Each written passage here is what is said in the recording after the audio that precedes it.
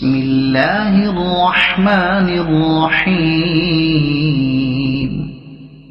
إذا جاءك المنافقون قالوا نشهد إنك لرسول الله والله يعلم إنك لرسوله والله يشهد إن المنافقين لكاذبون اتخذوا أيمانهم جنة فصدوا عن سبيل الله إنهم ساء ما كانوا يعملون ذلك بأنهم آمنوا ثم كفروا فطبع على قلوبهم فهم لا يفقهون وإذا رأيتهم تعجبك أجسامهم وإن يقولوا تسمع لقولهم كأنهم خشب مسندة يحسبون كل صيحة عليهم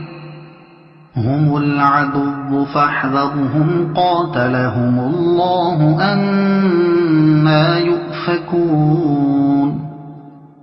وإذا قيل لهم تعالوا يستغفر لكم رسول الله لووا رؤوسهم ورأيتهم يصدون وهم مستكبرون سواء عليهم أستغفرت لهم أم لم تستغفر لهم لن يغفر الله لهم إن الله لا يهدي القوم الفاسقين هم الذين يقولون لا تنفقوا على من عند رسول الله حتى ينفضوا ولله خزائن السماوات والأرض ولكن المنافقين لا يفقهون يقولون لئن رجعنا إلى المدينة ليخرجن الأعز منها الأذل ولله العزة ولرسوله وللمؤمنين ولكن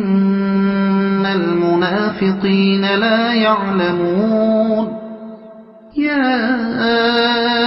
أيها الذين آمنوا لا تلهكم أموالكم ولا أولادكم عن ذكر الله ومن يفعل ذلك فأولئك هم الخاسرون وأنفقوا مما رزقناكم من قبل أن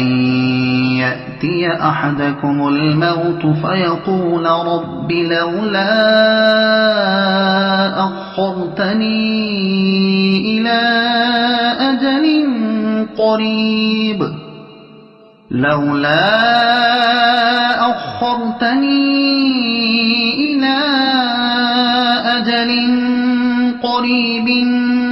فأصدق وأكن من الصالحين ولن يؤخر الله نفسا إذا جاء أجلها والله خبير بما تعملون